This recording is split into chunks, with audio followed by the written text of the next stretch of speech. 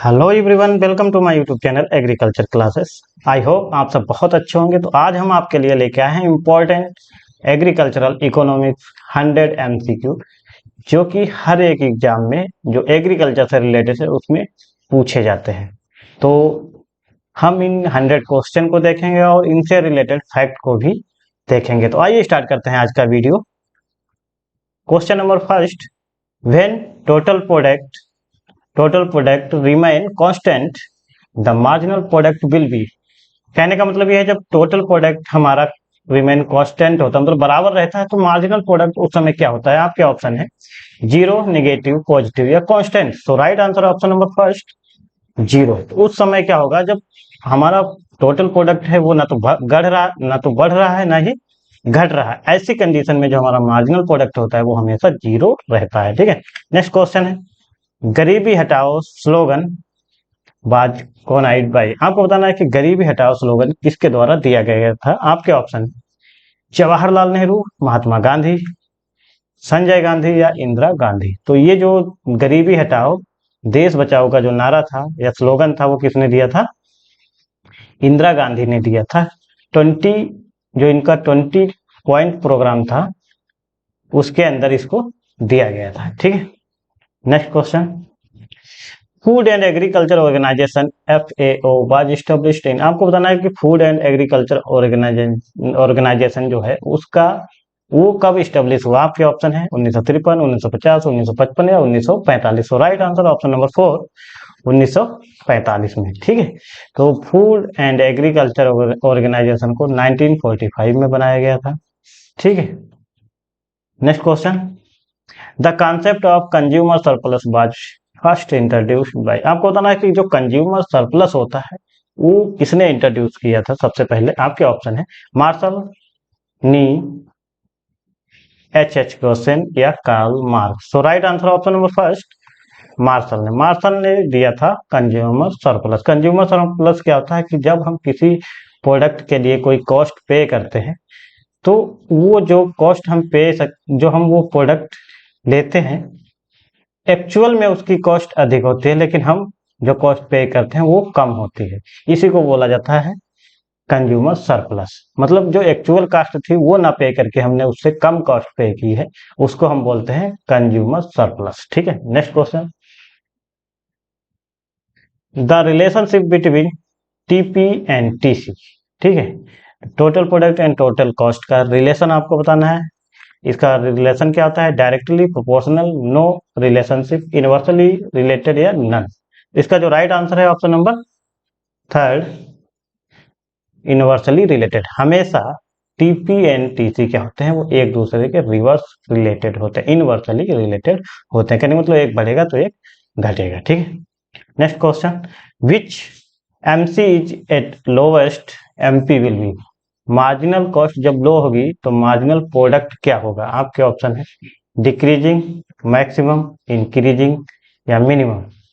ठीक है, तो मार्जिनल कॉस्ट इज लोवेस्ट होगी तो MP जो होगा वो मार्जिनल प्रोडक्ट जो होगा वो क्या होगा, आपका ऑप्शन नंबर बी सही होगा, मैक्सिमम। ठीक है, वो क्या होगा, मैक्सिमम होगा। ठीक है, next question, the primary unit of community is. आपको बताना है कि सबसे छोटी इकाई क्या है कम्युनिटी की। आपके ऑप्शन है इंडिविजुअल, विलेज, फैमिली या block. So right answer option number third family. ठीक है, जो सबसे छोटी इकाई होती है वो एक फैमिली होती है। ठीक है, next question, minimum support price of agricultural commodity are announced by. आपको बताना है कि जो मिनिमम सपोर्ट प्राइस है MSP वो किसके द्वारा अनाउंस की जाती है। आपके ऑप्शन है state government, CACP, central government या none of this. So right answer option number third central government. ठीक है, तो MSP हमेशा अनाउंस सेंट्रल गवर्नमेंट करती है, जबकि MSP निर्धारित CACP करते हैं। ठीक है, commission for agriculture cost and price. ठीक है, 1985 ये डिसाइड करते हैं कि कितना हमारा MSP होगा, लेकिन उसको अनाउंस कौन करता है, सेंट्रल गवर्नमेंट करते हैं। Next question, first land mortgage bank in 1920 established at. आपको बताना है जो मॉर्टगेज बैंक थी सबसे पहले 1920 में स्टेब्लिश की गई थी, वो कहाँ पे की गई थी। आपके ऑप्शन है कर्नाटक, पंजाब, बिहार या वेस्ट बंगाल। तो right answer option number second West Bengal, sorry option number second Punjab. ठीक है, सबसे पहले जो मोर्टगेज बैंक थी वो 1920 में पंजाब में बनाई गई थी। Next question, single window system was recommended. जो सबसे पहले जो सिंगल विंडो सिस्टम आया था वो किसने रिकमेंड किया था? आपके ऑप्शन है नरसिम्हा, डी आर गैडगिल, मोहन कांडा या Mohan Prakash. So right answer option number third, Mohan Kanda. ठीक है, सिंगल विंडो सिस्टम था मोहन कांडा ने सबसे पहले रिकमेंड किया था। Next question, nationalisation of bank. जो बैंकों का नेशनलाइजेशन हुआ था वो कब हुआ? आपके ऑप्शन है 19 जून 1969, 19 जुलाई 1969, 19 अगस्त 1969 या 2 अक्टूबर 1969। ठीक है, यहाँ क्या होगा 1969। ठीक है, आपको बताना है कि इसमें से राइट आंसर क्या है। तो ऑप्शन नंबर सेकेंड 19 जुलाई 1969 में क्या हुआ था? बैंकों का राष्ट्रीयकरण किया गया था। ठीक है, तो फर्स्ट टाइम जब 19 जुलाई 1969 में किया गया था तो इस समय उसकी जो नेशनलाइजेशन बैंक हुआ था वो नंबर ऑफ कितना था? 14। और सेकेंड जो किया गया आपका 1980 में किया गया। ठीक है, इसमें कितनी बैंकों का किया गया था? 6 बैंकों का। ठीक है, next question, in case of amortize event repayment plan the interest amortize event payment plan जो होता है उसका इंटरेस्ट क्या होता है? इंक्रीज होता है, डिक्लाइन होता है, रिमेन कांस्टेंट या non related? So option number second decline, ये हमेशा घटता है। ठीक है, next question, presence of a single buyer of the products. आपको बताना जब सिर्फ एक बायर हो, एक खरीदने वाला एक कंज्यूमर है तो उसको क्या बोलेंगे? आपके ऑप्शन है ओलिगोपोली, मोनोसोनी, डाओपोली या मोनोपोली। तो इसका जो राइट आंसर है वो क्या है? मोनोसोनी, क्योंकि यहाँ पे क्या है? एक बायर है। अगर एक शेयर होता तो मोनोपोली हो जाता। ठीक, next question, marginal utility of money can not be. आपको बताना है कि मार्जिनल यूटिलिटी ऑफ मनी जो होती है वो क्या नहीं? पॉजिटिव नहीं, negative, zero, both, B and C. ठीक है, तो जो मार्जिनल यूटिलिटी ऑफ मनी की होती है वो कभी नहीं हो सकती क्या? निगेटिव और जीरो। मतलब इसका जो राइट आंसर है वो क्या है? बोथ, बी एंड सी। कभी भी जो मार्जिनल यूटिलिटी ऑफ मनी का होता है वो तो ना ही नेगेटिव होता है और ना ही जीरो होता है। ठीक है, next question, when MPP more than APP marginal physical product, जब ज्यादा होता है एवरेज फिजिकल प्रोडक्ट से तब एपीपी विल बी क्या होगा? कांस्टेंट, मैक्सिमम, डिक्रीज या इंक्रीज। ठीक है, उस समय जो एपीपी होगा वो क्या होगा? इंक्रीज होगा, वो बढ़ेगा। ठीक है, next question, which of the following is not fixed capital. आपको बताना है इसमें से कौन सा एक फिक्स्ड कैपिटल नहीं है। आपके ऑप्शन है farm building, machinery, factories, none of the. So right answer none of the, ये तीनों क्या है? फिक्स्ड कैपिटल है। ठीक है, next question, central Agmark lab is located at. आपको बताना सेंट्रल एगमार्क लैब है वो कहाँ पे लोकेटेड? आपके ऑप्शन है न्यू दिल्ली, नागपुर, मुंबई या कानपुर। तो right answer option number second, Nagpur, Maharashtra में। ठीक है, तो इसमें क्या है? ये आपकी ग्रेडिंग और लेवलिंग दोनों को देखती है। ठीक है, जो एग्रीकल्चर प्रोडक्ट है उनकी ग्रेडिंग और लेवलिंग को मैनेज करती है। Next question, the world economics drive from the world. आपको बताना है कि जो वर्ल्ड है, ठीक है, यहाँ पे क्या है? ये एल है, ये नहीं होगा, है ना? WORD, the world economics derived from the world. मतलब जो वर्ड इकोनॉमिक्स वर्ड है वो किस वर्ड से लिया गया है? आपके ऑप्शन है लैटिन, फ्रेंच, ग्रीक या अरेबिक। तो इसका जो राइट आंसर है वो क्या है? ये ग्रीक वर्ड से लिया गया है। कौन से? ग्रीक वर्ड से लिया गया है। अगर लैटिन की बात करें तो लैटिन कौन सा? लैटिन वर्ड कौन सा है आपका? एग्रीकल्चर। एग्रीकल्चर कैसा है? लैटिन वर्ड है। फिर ग्रीक की बात करें तो एग्रोनॉमी आपका क्या है? ग्रीक वर्ड है। ठीक है, अरेबिक की बात करें तो मानसून, जो मानसून है वो आपका एरोबिक वर्ड है ना? इस तरह से आपको ध्यान रखना है कि कौन सा वर्ड किसके लिए है। ठीक है, किस लैंग्वेज से लिया गया है। Next question, father of modern economics. आपको बताना कि मॉडर्न इकोनॉमिक्स के फादर किसको बोला जाता है? JM Keynes, Marshall, Adam Smith या Robbins. So right answer option number first, JM Keynes को मॉडर्न इकोनॉमिक्स का फादर बोला जाता है। Next question, the book wealth of nation written by, wealth of nation किसने लिखा था? आपके ऑप्शन है James Keynes, Marshall, Adam Smith या रॉबिन्स। तो इसका जो राइट आंसर है वो क्या है?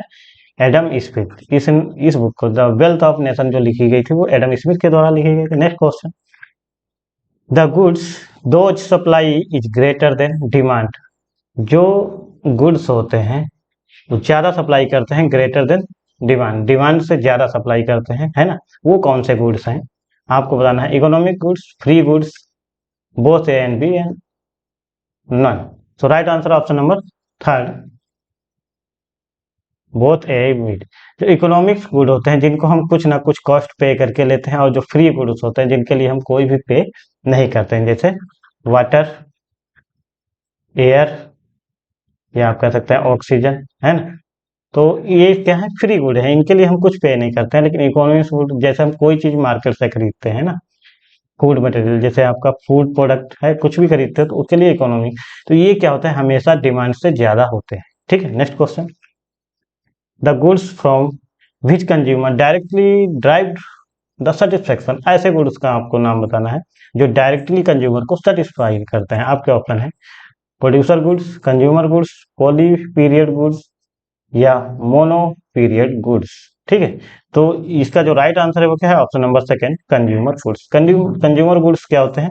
जैसे कोई भी प्रोडक्ट है जो हमारा खुद का है ना, जो हमने ही प्रोड्यूस किया है, तो उसको वो क्या है? वो डायरेक्टली सेटिस्फेक्शन देता है, ना कि प्रोड्यूसर गुड्स, पॉली गुड या मोनो गुड। ठीक है, mono period goods. Next question, those want which must be satisfied, आपको बताना है कि इसमें से कौन सी वांट है जो हमेशा सेटिस्फाइड होती है?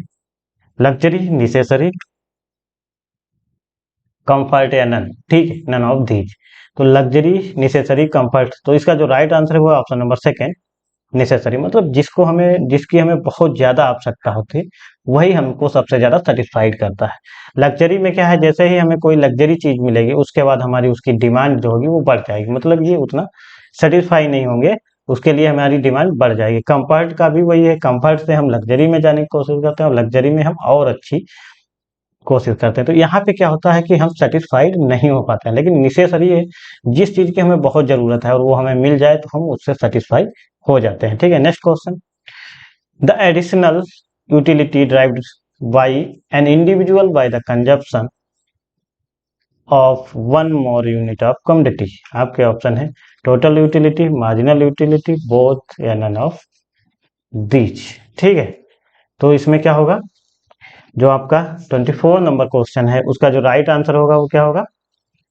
B, marginal utility. ये क्या होता है? मार्जिनल यूटिलिटी होता है। ठीक है, जो एडिशनल यूटिलिटी, हम किसी चीज में एडिशनल कुछ भी लगाते हैं तो वो मार्जिनल में चला जाता है। Next question, given goods also called, given goods को हम क्या बोलते हैं? तो इसको superior good, total good, inferior goods या all of this. So right answer of the option number third, inferior goods. हम गिवन गुड को हम इंफीरियर गुड्स भी बोलते हैं। Next question, machinery and tools are the examples of, आपको बताना है जो मशीनरी और टूल्स होते हैं वो किस चीज का एग्जाम्पल हैं?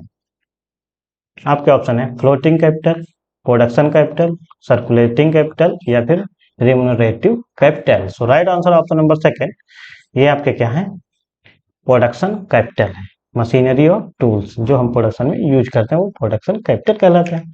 Next question, many sellers sell the homogeneous product and have no control over price of for the farm community called as, बहुत सारे विक्रेता हैं और जो प्रोडक्ट है वो एक ही है, सबके पास सेम प्रोडक्ट है और उनके प्राइस पे कोई कंट्रोल नहीं है, ऐसी मार्केट को क्या बोलते हैं? आपके ऑप्शन है मोनोप्लास्टिक कंपटीशन, मोनोपोली, ओलिगोपोली या perfect market competition. So right answer option number four, perfect market competition, क्योंकि यहाँ पे किसी के हाथ में कुछ भी नहीं है और सेम प्रोडक्ट है। ठीक है, नेक्स्ट है when many sellers sells different product have some control over price in cost. यहाँ पे क्या है कि विक्रेता बहुत सारे हैं लेकिन सबका अलग अलग प्रोडक्ट है जो वो बेच रहे हैं। ठीक है, तो उस कंडीशन में क्या होगा? आपके ऑप्शन है मोनोप्लास्टिक कंपटीशन, मोनोपोली, ओलिगोपोली या परफेक्ट मार्केट कंपटीशन। ठीक है, तो यहाँ पे क्या होगा? मोनोपोलिस्टिक कंपटीशन है। ठीक है, क्योंकि यहाँ पे विक्रेता ज्यादा है लेकिन प्रोडक्ट भी सबके अलग अलग है, एक जैसे नहीं है, इसीलिए इसको और यहाँ पे प्राइस उनके कंट्रोल में है, वो चाहे तो बढ़ाएं चाहे तो घटाएं, ठीक है। ऐसी मार्केट को मोनोपोलिस्टिक कंपटीशन बोला जाता है। नेक्स्ट क्वेश्चन, फ्री गुड्स है। फ्री गुड्स क्या होते हैं? उनकी डिमांड होती है, वैल्यू इन एक्सचेंज होते हैं, value in use, all of the. So right answer option number third. जब भी फ्री गुड की बात आएगी तो वैल्यू इन यूज है, ठीक है, ना तो उनकी डिमांड है, ना ही उनको वैल्यू एक्सचेंज किया जा सकता है। उनकी डिमांड को ना घटाया बढ़ाया जा सकता है, ना ही उनकी वैल्यू को एक्सचेंज किया जा सकता है। ये नहीं है कि हम वो दे के कुछ और ले सकते हैं, ऐसा भी नहीं। उनकी सिर्फ जो फ्री गुड्स हैं उनको हम मैक्सिमम वैल्यू इन यूज कर सकते हैं, ठीक है। Next question, national food security act is also called. National food security act को और क्या कहते हैं? आपके ऑप्शन है right to work, right to improve empowerment, right to food and none of this. So right answer of right to food, ठीक। Next question, the cost of production minimize by using the principle of. Cost of production को minimize करने के लिए कौन सा principal हम use करते हैं? आपके ऑप्शन है law of return, law of opportunity, law cost of principle या law of least cost combination. So right answer option number 4, law of least cost combination हम यूज करते हैं अगर हमें प्रोडक्शन की कॉस्ट को कम करना है, ठीक है। Next question, SAMETI is state level training institute under. ये जो सेमिट ट्रेनिंग होती है ये किसके अंदर आती है? ये आपको बताना है। आपके ऑप्शन है आत्मा, मनरेगा, NRLM या SRLM। तो इसका जो राइट आंसर है वो क्या है? आत्मा, ठीक है, आत्मा है। आत्मा के द्वारा ये सीमित है, इसी के अंदर ये वर्क करती है, ठीक है। सीमित ये क्या है? एक एक्सटेंशन ट्रेनिंग है। क्या है? एक्सटेंशन ट्रेनिंग, ठीक है। Next question, when the yield is the product of vegetative crop growth density yield relationship is. अगर हम बात करते हैं क्या when the yield is the vegetative crop growth की, तो हमारा जो राइट आंसर हो जाता है वो इनमें से क्या होगा? एसिम्प्टोटिक, पैराबोलिक, नॉन पैराबोलिक या लाइनियर। तो यहाँ पे जो राइट आंसर है वो क्या है? एसिम्प्टोटिक। एसिम्प्टोटिक में क्या होता है कि जो हम प्लांट होता है उसके वेजिटेटिव पार्ट को भी यील्ड में जोड़ते हैं, वो मतलब कंप्लीट जो सरफेस के ऊपर होता है वो सारा एसिम्प्टोटिक में आता है।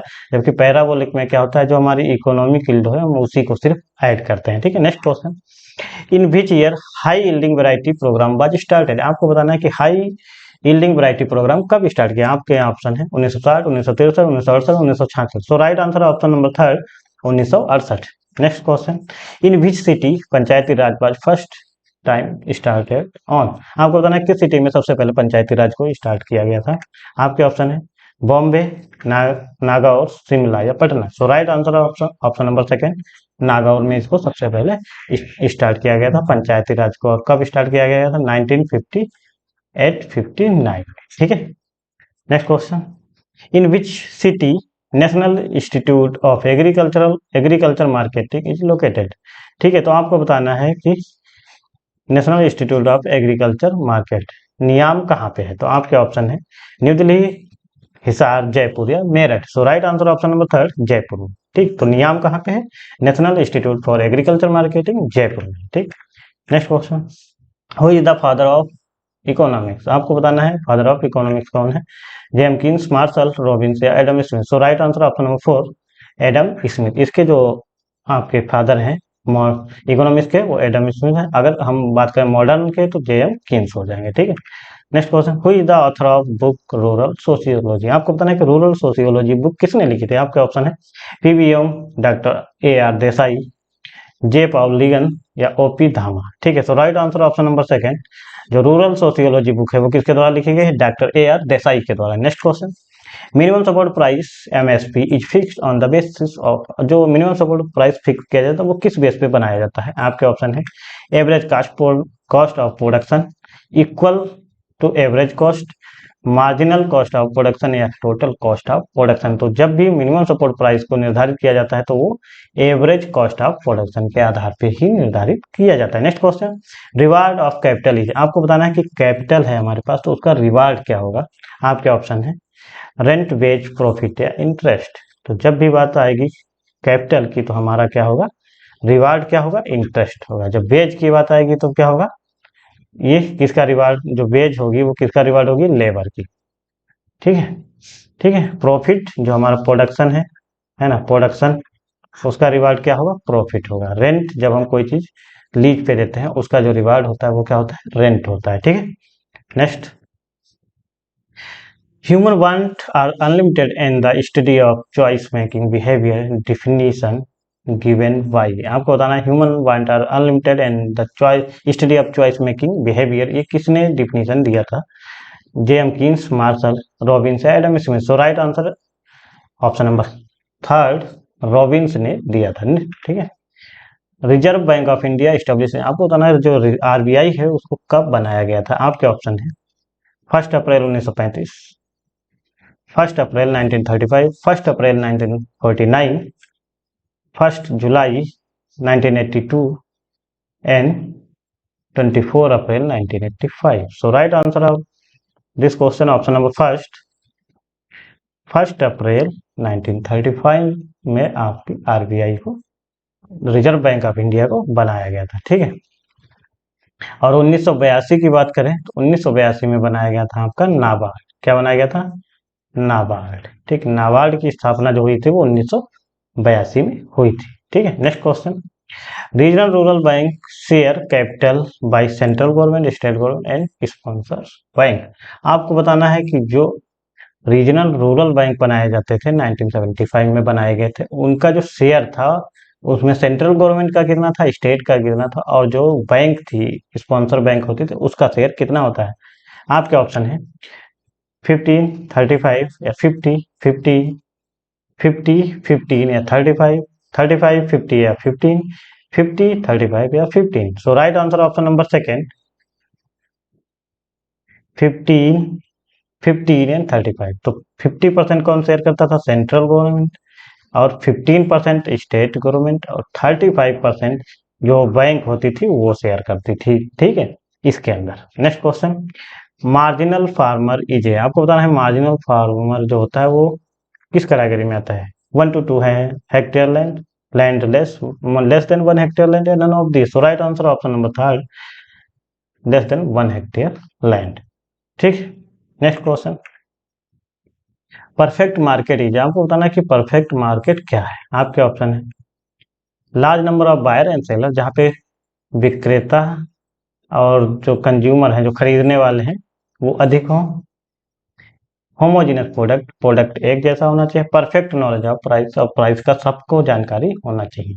या all of this. So right answer option number D, all of this. ये सारे परफेक्ट मार्केट के ही गुण हैं। Next question, a few seller dealing in homogeneous or different product is small. ठीक है, a few sellers dealing in homogeneous or different product is small. आपके option है, क्या बोलेंगे उसको, ए फ्यू सेलर है तो क्या हो जाएगा आपका राइट आंसर, क्या है, ओलिगोपोली, ओलिगोसोमी या मोनोसोमी, या आपका मोनोपोली। ठीक है, तो इसका जो राइट आंसर है वो क्या है, आपका ओलिगोपोली। ऐसी कंडीशन जहां फ्यू की बात आएगी वहां ओलिगोपोली, और यहाँ सेलर की बात की जाएगी, जब सेलर की बात की जाएगी तो हमेशा पोली होगा, और जब बायर की बात की जाएगी तो हमेशा सोमी होगा। ठीक, ये आपको ध्यान रखना है। Next question, the portion of the total produce in stock which the farmer is willing to sell, ठीक है, तो इसमें बताना है कि जब फार्मर अपनी फील्ड पे किसी चीज को उगाता है और उसके बाद उसमें से अपना निकालने के बाद जो भी उसको फैमिली के लिए जरूरत है उसके बाद जो बचता है उसको सेल करता है, ऐसी कंडीशन को क्या बोला जाता है, marketable surplus, marketed surplus, price elasticity, या फिर total cost of production. So right answer option number first, ऐसे बोला जाता है मार्केटेबल सरप्लस। ये क्या होता है, जैसे मान लीजिए 10 क्विंटल को प्रोडक्शन हुआ, ठीक है, उसमें से जो फार्मर को 8 क्विंटल अपनी फैमिली के लिए चाहिए, तो जो 2 क्विंटल, जो 2 क्विंटल बचा हुआ है उसको वो क्या करेगा, सेल कर देगा। इसे बोला जाता है मार्केटेबल सरप्लस। और मार्केटेड सरप्लस क्या होता है, जब हम सारा कुछ इकोनॉमिक के लिए ही ग्रो करते हैं, जैसे 10 क्विंटल हुआ तो 10 को ही हमने क्या कर दिया, सेल कर दिया, इसको बोलते हैं मार्केटेड सरप्लस। ठीक है। Next question, cost A2 is, आपको बताना है कॉस्ट A2 इसमें से क्या है, cost A1 plus cost B, cost A1 plus cost B plus cost C, cost A1 plus rent paid for land, lease land या none of the. So right answer option number third, cost A1 plus rent paid for lease land. ठीक है, next question, the organisation related to export of agriculture product, processed product. ठीक है, आपको बताना है वो कौन सा ऑर्गेनाइजेशन, APMC, नाबार्ड, अपेडा या CACP। तो इसमें तो जो राइट आंसर है वो क्या है, अपेडा। ठीक है, अपेडा के द्वारा ही हम जो प्रोसेस्ड फूड प्रोडक्ट होते हैं उनको एक्सपोर्ट करते हैं। ठीक है, next question, headquarter of the world bank is located है। आपको बताना है कि जो वर्ल्ड बैंक है उसका हेडक्वार्टर कहाँ पे है। आपके ऑप्शन है लंदन, इटली, वाशिंगटन DC या न्यू दिल्ली। तो इसका जो राइट आंसर है वो क्या है, वाशिंगटन DC। इसको कब बनाया गया, 1944 में। ठीक है, 1944 में बनाया गया था। Next question, national agriculture technology project was started in, आपको बताना है कि नेटअप कब स्टार्ट हुआ, NATP। ठीक है, आपके ऑप्शन है 1995, 96, 1998, 99, 2000, 2001 या 2002, 2003। तो इसका जो राइट आंसर होगा 1998, 1999 में इसको बनाया गया था। Next question, national food security act past, national food security act था वो कब पास किया गया, NFS बताना है आपको, 1913, 2013, 2002 या 2007 में। तो इसको जो पास किया गया था वो 2013 में पास किया गया था। Next question, least cost principle is used in, आपको बताना है कि लिस्ट कॉस्ट प्रिंसिपल किसके लिए यूज किया जाता है, how to produce, how much to produce, how to produce या व्हेन टू प्रोड्यूस। ठीक है, what to produce, how much to produce, how to produce या व्हेन टू प्रोड्यूस। तो राइट आंसर क्या है इसका, how to produce. Least cost principle जो है हाउ टू प्रोड्यूस, आप क्या प्रोड्यूस करना उसके लिए यूज किया जाता है। Next question, the overhead cost also known as, आपको बताना है ओवरहेड कॉस्ट को और क्या कहते हैं, variable cost, total cost, marginal cost या फिक्स्ड कॉस्ट। तो इसको कहते हैं हम फिक्स्ड कॉस्ट को ही ओवरहेड कॉस्ट बोला जाता है। ठीक है, वेरिएबल कॉस्ट क्या होता है, जो कि बदलता रहता है ना। तो इसमें क्या होगा, जैसे सीड का हो गया, इरिगेशन का हो गया, इसको वेरिएबल का। मार्जिनल कॉस्ट क्या होता है, जब हम एक्स्ट्रा वेरिएबल कॉस्ट को और बढ़ा के लगा देते हैं तो उसे बोलते हैं मार्जिनल कॉस्ट। और टोटल कॉस्ट जो जितना भी हमारा प्रोडक्शन करने में खर्चा आता है उसी को हम टोटल कॉस्ट बोल देते हैं। Next question, when total product remain constant then marginal product will be, तो जब टोटल प्रोडक्ट होगा कांस्टेंट रिमेन, तो मार्जिनल प्रोडक्ट क्या हो जाएगा, मार्जिनल प्रोडक्ट आपका हो जाएगा 0। ठीक है, next question, the regional rural bank was establish in the year, आपको बताना है रीजनल रूरल बैंक की स्थापना कब हुई थी। तो ये आपकी कब हुई थी, 2 अक्टूबर 1975 में। कब, 2 अक्टूबर। ठीक है, 2 अक्टूबर 1975 में। Next question, cost of seed, fertiliser, irrigation, water are type of cost, आपको बताना है जो सीड की कॉस्ट है, फर्टिलाइजर, इरिगेशन, ये किस कॉस्ट में रखे जाते हैं, variable cost, total cost, marginal cost या फिक्स्ड कॉस्ट। अभी हमने बताया था इसका राइट आंसर क्या होगा, वेरिएबल कॉस्ट होगा। ठीक है, next question, the additional increase in variable cost with the additional increase in output is called, इसको क्या बोलेंगे हम, मार्जिनल कॉस्ट बोलेंगे, क्योंकि यहाँ पे जो वेरिएबल कॉस्ट है उसको बढ़ा देते हैं जिससे कि हमारा प्रोडक्शन भी बढ़ जाता है, उसको बोलते हैं marginal cost. Next question, such assets are more liquid the fixed asset called, इसमें से बताना है जो फिक्स्ड एसेट होते हैं हमारे पास उनसे जो लिक्विड एसेट होते हैं उनको क्या बोलते हैं। आपके ऑप्शन है current asset, fixed asset, working asset या नन ऑफ। इसमें क्या होगा, वर्किंग एसेट्स होगा। ठीक है, next question, prevention of food adulteration act pass in year, आपको बताना है prevention of food adulteration act कब पास किया गया था। आपके ऑप्शन है 1950, 1960, 1954 या फिर 1985। सो राइट आंसर 1954 में। ठीक है, next question, directorate of marketing and inspection act, ठीक है, ये कहाँ पे है, जो directorate of marketing and inspection है वो कहाँ पे बनाया गया, न्यू दिल्ली, लखनऊ, महाराष्ट्र या फरीदाबाद में। तो इसको कहाँ पे बनाया गया है, आपके फरीदाबाद में। Option number D, Faridabad. ठीक है, next question, principle of diminishing return और इंक्रीज कॉस्ट। ठीक है, प्रिंसिपल ऑफ डिमिनिशिंग रिटर्न और इंक्रीज कॉस्ट, तो ये किस पे काम करता है, आपको बताना है जिसमें कॉस्ट हो जाते हैं इंक्रीज। ठीक है, what to produce, how much to produce, how to produce या व्हेन टू प्रोड्यूस। तो राइट आंसर आप option number second, how much to produce में जो प्रिंसिपल यूज होता है वो क्या है, प्रिंसिपल ऑफ डिमिनिशिंग रिटर्न, जिसमें कि इंक्रीज हो जाती है, इंक्रीजिंग कॉस्ट भी इसे बोलते हैं। What to produce related with, what to produce जो है वो किससे रिलेटेड है, इसमें से आपको बताना है। फैक्टर प्रोडक्ट रिलेशनशिप से, फैक्टर फैक्टर रिलेशनशिप से, या प्रोडक्ट प्रोडक्ट रिलेशनशिप से, या नन ऑफ दिस। तो right answer option number third, जो व्हाट टू प्रोड्यूस है वो किससे रिलेटेड है, प्रोडक्ट टू प्रोडक्ट रिलेशनशिप से। Next question, TPP decrease then MPP become. जब टीपीपी डिक्रीज होने लगता है तो एमपीपी क्या होता है, ठीक है। तो जैसे आप देखेंगे, ठीक है, ये आपका होता है, इसमें 3 पेज होते हैं। जब यहाँ से ये टीपीपी जाता है, ये घटना शुरू हो जाता है ना, टीपीपी, ये क्या है टीपीपी, और आपका फिर होता है एमपीपी, एमपीपी, और एक आपका होता है एपीपी, ठीक है। तो ये होता क्या है, जब टीपीपी डिक्रीज होने लगता है तो एमपीपी हो जाता है निगेटिव। ऐसा होता है, ये 0 से भी कम होने लगता है, तो ये कहाँ जाता है निगेटिव। इसका जो राइट आंसर होगा वो क्या होगा, ऑप्शन नंबर डी, निगेटिव, ठीक है। Next question, when MPP more than APP then APP. जब एमपीपी अधिक होता है एपीपी, एपीपी क्या होता है, एपीपी आपका इंक्रीज होने लगता है। यहाँ पे राइट आंसर क्या होगा, ऑप्शन नंबर ए, इंक्रीज, ठीक है। Next question, PPP TPP total physical product highest और रिमेन कांस्टेंट देन एमपीपी। तो यहाँ पे क्या होगा, एमपीपी हो जाता है हमारा 0, ठीक है। ये क्या हो जाएगा, 0 हो जाएगा ना। तो जब ये टॉप पे जाएगा हमारा टीपीपी हाईएस्ट होगा, ठीक है, तो उस समय हमारा जो एमपीपी होगा वो क्या हो जाएगा, 0 हो जाएगा, ठीक है।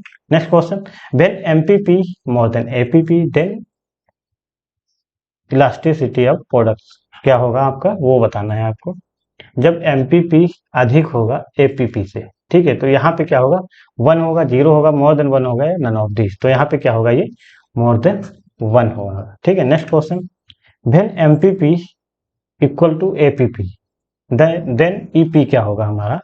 तो ऐसी कंडीशन में क्या होगा, जब एमपीपी और एपीपी बराबर होगा तो वहां पे हमारा जो होगा वो क्या हो जाएगा, 1 हो जाएगा, ठीक है। अब हम इस फिगर की सहायता से इन क्वेश्चनों को समझेंगे, ठीक है। तो पहला क्वेश्चन था हमारा, when MPP more than APP, तो एपीपी क्या होगा, ठीक है। तो आप जैसे देख पा रहे होंगे, ये आपका हो गया एमपीपी, ये आपका एपीपी है। यहाँ पे पूछा गया जब एमपीपी मोर देन होगा एपीपी, तो एमपीपी मोर देन है यहाँ पे, ठीक है, और एपीपी ये लाइन है। तो जब एमपीपी ज्यादा है, मोर देन है, तो हमारा जो एपीपी है वो भी क्या हो रहा है, इंक्रीज हो रहा है, ठीक है। तो यहाँ पे जो राइट आंसर था वो इंक्रीज।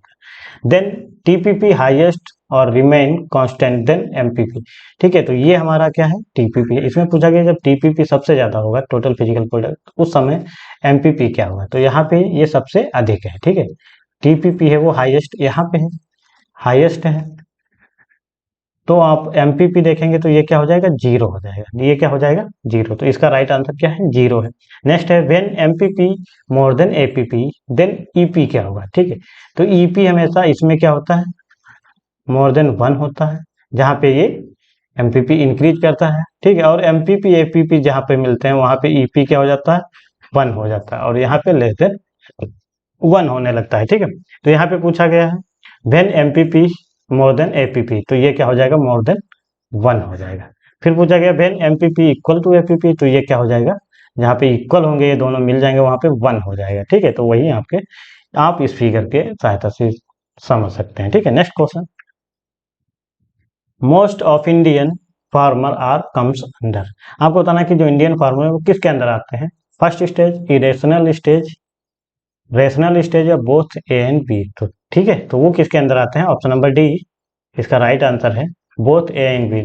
उसी को हम फर्स्ट स्टेज भी बोलते हैं, और उसका नाम क्या है, इरेशनल स्टेज। इसी के अंदर मैक्सिमम फार्मर आते हैं, किसको छोड़ के, पंजाब,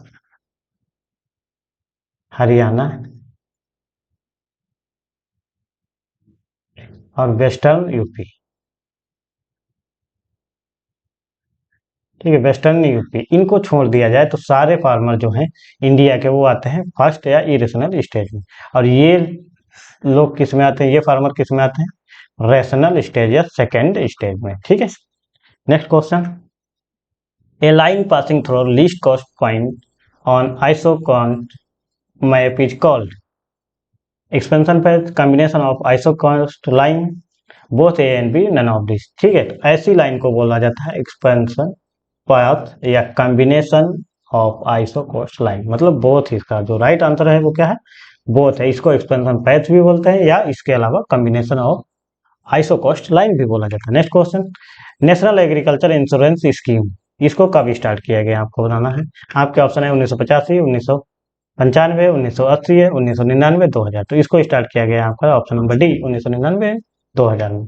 नेक्स्ट क्वेश्चन है, a farmer of which the income from a single product is less than और not equal to 50% of the total farmer income. इसमें बोला गया है कि जो किसी एक प्रोडक्ट, एक ही हमारा जो प्रोडक्शन है उससे या प्रोडक्ट है उससे 50% या उससे कम हमें जब प्राप्त होता है तो ऐसी फार्मिंग को क्या बोला जाता है। आपके ऑप्शन है specialised farming, diversified, mixed farming या नन ऑफ दिस। तो ऐसी फार्मिंग को बोला जाता है जहाँ पे प्रोडक्शन लेस देन 50%, जो हमारी इनकम है फार्म की वो एक ही प्रोडक्ट से लेस देन 50% रहती है। ये कभी भी 50% या उससे ज्यादा नहीं होती। ऐसी कंडीशन में हमारा जो फार्मिंग बोला जाता है वो कौन सा होता है, डाइवर्सिफाइड फार्मिंग बोला जाता है। Next question, a farm income a single product और one enterprise in more than और इक्वल टू 50%। ठीक, यहाँ पे क्या बोला गया है कि जो हमारी प्राइस होगी ये जो एक ही प्रोडक्ट से जो हमें प्राप्त होगा वो या तो 50% होगा या उससे अधिक होगा। ठीक, 50% से अधिक होगा। ऐसी कंडीशन में जो फार्म इनकम सिंगल इंटरप्राइज से होगी वो 50% या उससे अधिक होगी। तो ऐसी कंडीशन को कौन सी फार्मिंग बोला जाता है, specialised farming, diversified farming, mixed farming या रैंचिंग फार्मिंग। तो इसका जो राइट आंसर है वो क्या है, स्पेशलाइज्ड फार्मिंग। ठीक है, स्पेशलाइज्ड फार्मिंग में क्या होता है, एक सिंगल प्रोडक्ट या इंटरप्राइज से 50% या उससे अधिक हमें इनकम होती है। ठीक है, which of the following one is system of farming. इसमें से बताना है एक कौन सा है जो सिस्टम ऑफ फार्मिंग है, specialised farming, diversified farming, cooperative farming या रैंचिंग फार्मिंग। ठीक है, तो स्पेशलाइज्ड, डाइवर्सिफाइड और रैंचिंग एक टाइप ऑफ फार्मिंग है। ठीक है, और इसका जो राइट आंसर है वो क्या है, option number C cooperative farming. ये सिस्टम ऑफ फार्मिंग का पार्ट है। स्पेशलाइज्ड, डाइवर्सिफाइड, रैंचिंग और मिक्स्ड फार्मिंग और ले फार्मिंग ये सब आपकी आते हैं टाइप ऑफ फार्मिंग में। Next question, total number of type of farming. तो ये कितने टोटल नंबर ऑफ है, एक, दो, एक, 1, 4, 5 या 8। तो इसका राइट आंसर जो है वो है 5। जो टाइप ऑफ फार्मिंग होते हैं वो 5 होते हैं, specialised farming, diversified farming, ranching farming, mixed farming और ले फार्मिंग। ठीक है, नेक्स्ट क्वेश्चन, कोऑपरेटिव टेनेंट। ठीक है, tenant farming is ownership and agriculture operation. ठीक है, जो टी नेट फार्मिंग होती है उनसे ओनरशिप और एग्रीकल्चर ऑपरेशन होते हैं वो कैसे होते हैं। आपके ऑप्शन है इंडिविजुअल, कलेक्टिव।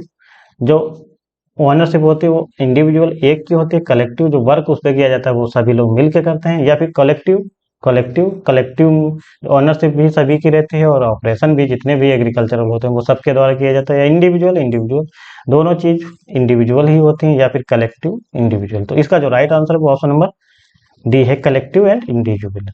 ठीक है, तो इसमें जो ओनरशिप होती है वो कलेक्टिव होती है लेकिन जो वर्क किया जाता है वो इंडिविजुअल किया जाता है। Next question, example of joint product. आपको बताना है इसमें से ज्वाइंट प्रोडक्ट किसका एग्जाम्पल है, wheat grain and straw, cow dung and milk, wheat and poultry या बोथ ए एंड बी। तो इसका जो राइट आंसर है वो बोथ ए एंड बी। ठीक है, ये दोनों ज्वाइंट हैं, जैसे व्हीट है और व्हीट से ही हमें क्या प्राप्त होता है, स्ट्रॉ प्राप्त होता है। ठीक है, ज्वाइंट हो गए एक दूसरे में। उसी तरह काउ डंग है और मिल्क है, क्योंकि काउ से ही मिल्क प्राप्त होता है, काउ से डंग प्राप्त होता है। तो इसी तरह व्हीट से ही ग्रेन मिलता है, व्हीट से ही स्ट्रॉ मिलता है। दोनों चीज क्या है, एक दूसरे से ज्वाइंट प्रोडक्ट है। Next question, example of competitive relationship is. आपको बताना है कम्पिटेटिव रिलेशनशिप इसमें से किस में होती है। आपके ऑप्शन है wheat and barley, cow dung and milk, wheat and dairy.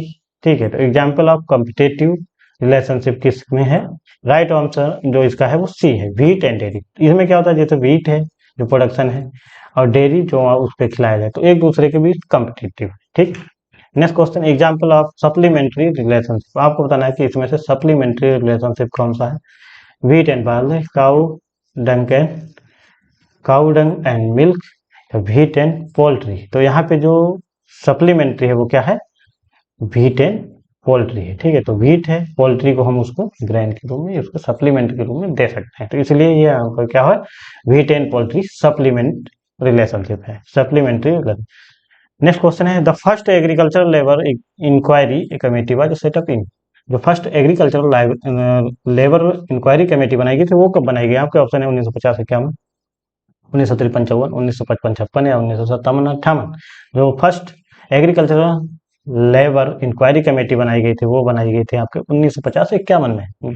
Next question, gold credit card scheme बाज स्टार्टेड। आपको बताना है इसमें से गोल्ड क्रेडिट कार्ड स्कीम किसने स्टार्ट की थी? आपके ऑप्शन है देना bank, Dina bank, state Bank of India या बैंक ऑफ बड़ौदा या सिंडिकेट बैंक। तो इसका जो राइट आंसर है वो option number B, State Bank of India. ठीक है। Next question, the main goal of production activities है। आपको बताना जो प्रोडक्शन एक्टिविटी है उसका मेन गोल क्या होता है? आपके ऑप्शन है maximise gross income, generate employment, earn profit and none of this. So right answer आपका अर्न प्रॉफिट। ठीक है, यहाँ पे जो मेन मकसद है वो क्या, अर्न प्रॉफिट का है। Next question, which of the following cost is also term as the opportunity cost. आपको बताना है इसमें से कौन सी कॉस्ट है जो अपॉर्चुनिटी कॉस्ट कहलाते हैं। आपके option fixed cost, variable cost, money cost है या अल्टरनेटिव कॉस्ट। जब हम अल्टरनेटिव कुछ यूज कर लेते हैं उसी को हम बोलते हैं अपॉर्चुनिटी कॉस्ट। ठीक है, अल्टरनेटिव कॉस्ट जो यूज करते हैं। The commission for agriculture cost and price fix, ये क्या फिक्स करती है? Whole price, retailer price, minimum support price है, नन ऑफ दीज। तो CACP क्या फिक्स करती है? Minimum support price. ठीक है। Next question, the factor which affect the maximum demand of commodity. ठीक है, कौन सा फैक्टर है जो मैक्सिमम डिमांड ऑफ कम्युनिटी को इफेक्ट करता है? आपके ऑप्शन है प्राइस, सप्लाई, क्वालिटी या स्टोरेज। तो जो सबसे ज्यादा डिमांड को फैक्टर जो इफेक्ट करता है वो क्या है? प्राइस। प्राइस पे ही डिपेंड है। अगर प्राइस बहुत ज्यादा हो जाएगी डिमांड घट जाएगी। ठीक है, जैसे ही प्राइस बढ़ेगा किसी चीज का उसकी डिमांड घटने लगेगी। तो इसका सबसे बड़ा जो फैक्टर है वो प्राइस ही है। ठीक है। Next question, the basis of poverty in India is defined as. ठीक है, जो पॉवर्टी है इंडिया की, जो गरीबी है वो किस बेस पे डिफाइन की जाती है? आपके ऑप्शन है per capita, calorie consumption, available for bread, cloth and house, per capita, annual income या none of this. So right answer option number first, option number first, per capita calorie consumption. Per capita calorie कितना consumption किया जा रहा है उसके अनुसार ही हम देखते हैं कि हमारा गरीबी स्तर क्या है। Perfect elasticity demand is so by. ठीक है, परफेक्ट इलास्टिसिटी जो डिमांड है वो क्या शो करती है? Horizontal straight line, vertical straight line, sloping curve left to right या sloping curve right to left. तो परफेक्ट इलास्टिसिटी जो होती है वो हमेशा हॉरिजॉन्टल स्ट्रेट लाइन को शो करती है। ठीक है। Next question, the vertical demand curve for a commodity so at the demand each. ठीक है, जो वर्टिकल डिमांड कर्व होता है वो क्या शो करता है? Highly elasticity, perfectly in elasticity, unit elastic या परफेक्टली इलास्टिसिटी।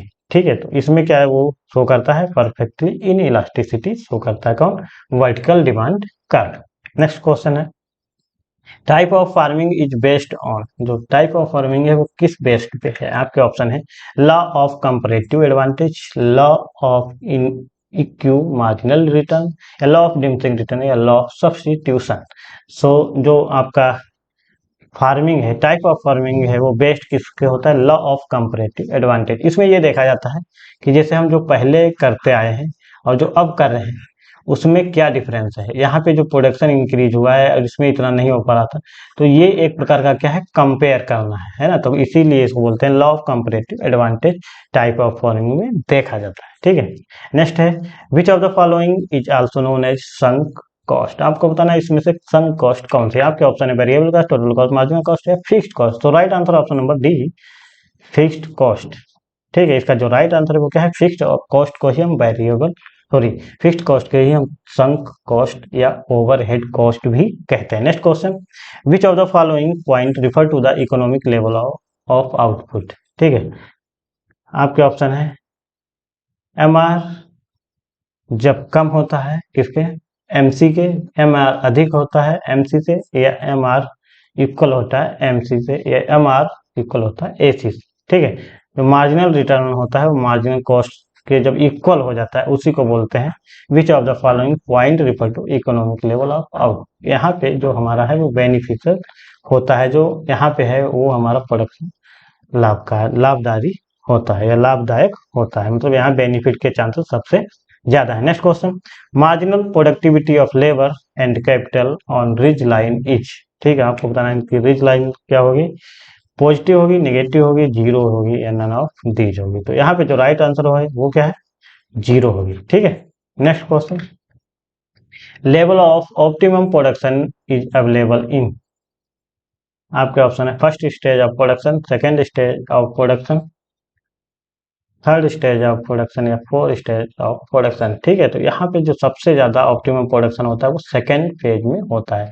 ठीक है, जैसे हमने जो फिगर बताया था उसमें जो आपके पंजाब, हरियाणा और वेस्टर्न यूपी के आ रहे थे वो सेकेंड फेज में ही आ रहे थे, इस वाली फेज में आ रहे थे, इसीलिए सबसे ज्यादा ऑप्टिमम प्रोडक्शन सेकेंड फेज में ही होता है।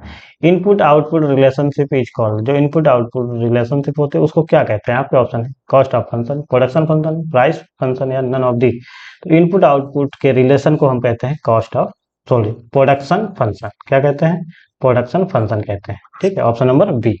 Next question, specialised farming is an example of. जो स्पेशलाइज्ड फार्मिंग है वो किसका एग्जाम्पल है? Type of farming, system of farming, both, none of this. तो इसका जो राइट आंसर है वो option number first, type of farming का एग्जाम्पल है specialised farming. Next question, which one of the following is not include the factor of production. आपको बताना है कि इसमें से कौन है जो फैक्टर इंक्लूड नहीं होता है प्रोडक्शन में। आपके ऑप्शन है इंटरप्राइज, ऑर्गेनाइजेशन, लैंड या टाइम। तो यहाँ पे टाइम भी कभी भी इंक्लूड नहीं होता है। Next question, mutual fund are regulated in India by which among the following. जो म्यूचुअल फंड होता है वो किसके द्वारा रेगुलेट किया जाता है इंडिया में? आरबीआई के द्वारा, सेबी के द्वारा, स्टॉक एक्सचेंज के द्वारा, आरबीआई एंड सेबी बोथ के द्वारा। इसको हमेशा जो रेगुलेट किया जाता है वो सेबी के द्वारा किया जाता है। सेबी का हेडक्वार्टर कहाँ है? आपका मुंबई में है। कहाँ पे है? मुंबई में है। और इसको कब बनाया गया? 1982 में। ठीक है, इसका फुल फॉर्म क्या है? Security exchange board of India. ठीक है, next question, micro economics is called है। माइक्रो इकोनॉमिक्स को और क्या कहते हैं? Employment theory, income theory, price theory या नन ऑफ दी। तो माइक्रो इकोनॉमिक्स को हमेशा प्राइस थ्योरी बोला जाता है। माइक्रो छोटे लेवल का होता है ना। नेक्स्ट है concept of crystallised labour given by. जो क्रिस्टलाइज्ड लेबर था वो कॉन्सेप्ट किसने दिया? आपके ऑप्शन है मार्शल ने, मिल या कार्ल मार्क्स। तो क्रिस्टलाइज्ड लेबर जो दिया गया था वो कार्ल मार्क्स के द्वारा दिया गया था। Next question and last question आज के लेक्चर का, theory of inflation given by. आपको बताना है कि जो थ्योरी ऑफ इन्फ्लेशन है वो किसके द्वारा दी गई? आपके ऑप्शन है A Walker, A P Lerner, Malthus या नन ऑफ दीज। ठीक है, तो ये जो आपकी थ्योरी ऑफ इन्फ्लेशन थी वो किसके द्वारा दी गई थी? एपी लर्नर के द्वारा दी गई थी। अगर हम ए वालकर की बात करें तो इनके द्वारा दी गई थी प्रॉफिट थ्योरी, है ना। प्रॉफिट थ्योरी वो किसके द्वारा दी गई थी? ए वालकर के द्वारा। और अगर हम माल्थस की बात करें तो इन्होंने दी थी पॉपुलेशन थ्योरी। ठीक है, तो पॉपुलेशन थ्योरी माल्थस ने दी, प्रॉफिट थ्योरी ए वालकर ने दी और इन्फ्लेशन थ्योरी एपी लर्नर ने दी थी। ठीक है, ओके। तो आशा करता हूँ आपको ये वीडियो पसंद आया होगा। अगर ये वीडियो आपको पसंद आया तो हमारे वीडियो को लाइक करें, चैनल को सब्सक्राइब करें और वीडियो को शेयर करना ना भूलें। ओके, ऑल द बेस्ट, जय हिंद।